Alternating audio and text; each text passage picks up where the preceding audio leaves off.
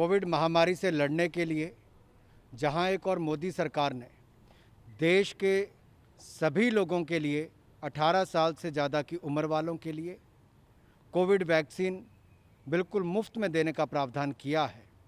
वहीं पर आज एक और बड़ा निर्णय जीएसटी काउंसिल की बैठक में किया गया, जहां 30 सितंबर तक ये सब सुविधाएं उपलब्ध होंगी, जिनमें से दवाइयों के ऊपर अगर देखा जाए तो जो टोसिलिज़ुमाब थी या ब्लैक फंगस के लड़ने के लिए, तो उसके लिए 5% जो लगता था जीएसटी, अब उसको नील कर दिया गया है। वहीं पर बाकी दवाइयों के ऊपर जो 12% या बाकी थे रेट्स, उसको भी कम करके मात्र 5% तक कर दिया गया।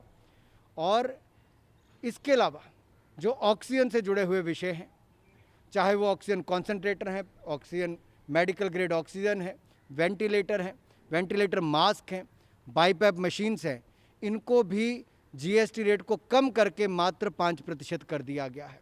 इसके अलावा जो टेस्टिंग किट्स हैं, मशीन्स हैं, जिसके माध्यम से हमारा आरटीपीसीआर टेस्ट होता है, कोविड के टेस्ट होते हैं, इनको भी कोविड की टेस्टिंग किट्स को कम करके मात्र 5% जीएसटी किया गया है।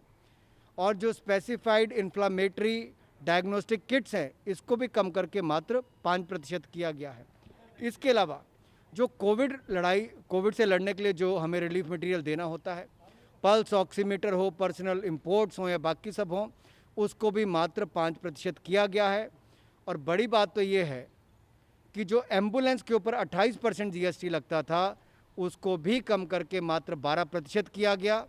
और जो इंडक्शन होती थी, फर्नेस थी, जहाँ पर क्रेमेटोरियम में उसको यूज़ किया जाता है, शवगृह जो शवों को जलाने के लिए इस्तेमाल किया जाता है, उसमें भी अगर आप कुल मिलाकर देखेंगे तो उसको भी कम करके मात्र 5% किया है। थर्मामीटर के ऊपर 5% किया है।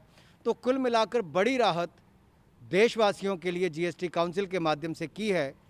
और जैसा मैंने पहले कहा, मोदी सरकार ने वैक्सीनेशन भी 18 साल से ज़्यादा वालों को मुफ्त में किया, और पूरे देश के सभी राज्यों को हम मुफ्त में 18 साल से ज़्यादा के लोगों को मुफ्त में वैक्सीन देंगे। सर, जो आज जीएसटी रेट में कटौती करी गई है, वो कब से लागू होने की संभावना है? जैसा आपको पता है, कल रविवार है, सोमवार को इसकी नोटिफिकेशन होकर देश की जनता को ये लाभ उपलब्ध होंगे, ताकि 5% पर, मात्र 5% पर जीएसटी की अधिकतर दरों को रखा गया है, जो कोविड से लड़ाई लड़ने के लिए है।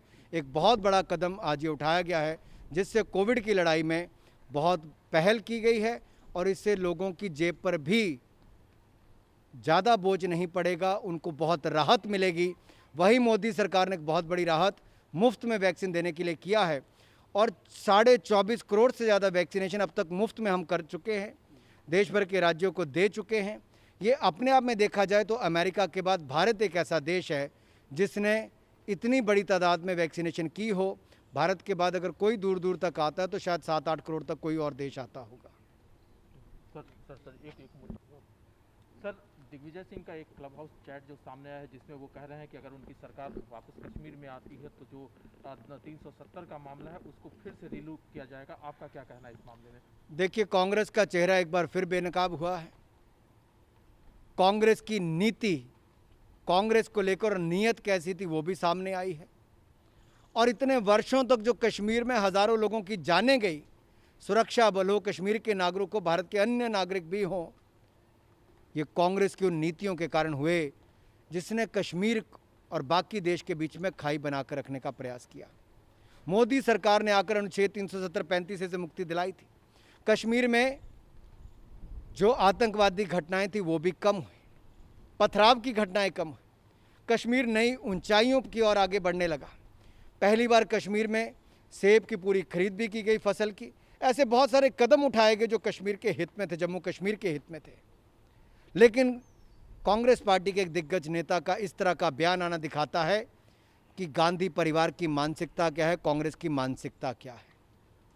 और आज भी ये सत्ता से बाहर रहकर कांग्रेस की हालत वो है जो बिन पानी के मछली की होती है, तड़प रही है कांग्रेस। सत्ता में आने के लिए किसी स्तर पर जाने के लिए तैयार है कांग्रेस। पाकिस्तान को एक तरह से सहयोग मांगने की ओर इशारा कर रही है कांग्रेस। और दिग्विजय जी का ये बयान ये दिखाता है कांग्रेस तो एक बहाना है, सत्ता में आने के लिए उन लोगों का भी सहयोग लेने के लिए तैयार है जो सदा भारत के खिलाफ कोई ना कोई एजेंडा या आतंकवाद को बढ़ाने का काम करते हैं। ये दुर्भाग्यपूर्ण है। इस पे पूरी कांग्रेस पार्टी को माफ़ी मांगनी चाहिए और जो इन्होंने 70 सालों में कश्मीर के साथ किया है, जम्मू कश्मीर के साथ किया है, वो तो दुखद है ही, उससे भी दुखद ये उनकी बयानबाजी है जिस तरह से बयान उन्होंने दिया है। लेकिन सर, नेशनल कॉन्फ्रेंस के लीडर डॉक्टर फारूक अब्दुल्ला का कहना है कि दिग्विजय सिंह ने जम्मू कश्मीर के लोगों के सेंटिमेंट को समझा है, रियलाइज़ किया है। ये भी उसी श्रेणी में आते हैं, जैसा कहा गया कि बिन पानी के जो मछली का हालत है तड़पना, बिन सत्ता के ये दोनों दलों का वही हालत है।